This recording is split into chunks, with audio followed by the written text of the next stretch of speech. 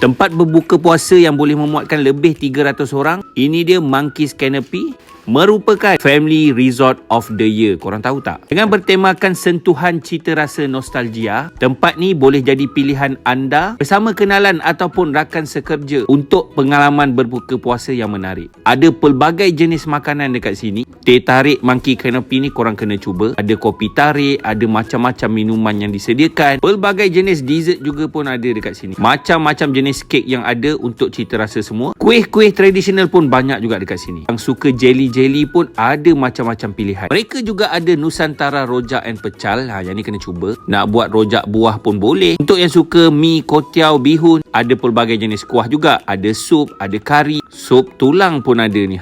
Pasti membuka selera anda untuk berbuka puasa nanti. Kalau yang nak bahagian pasta pun macam-macam jenis ada.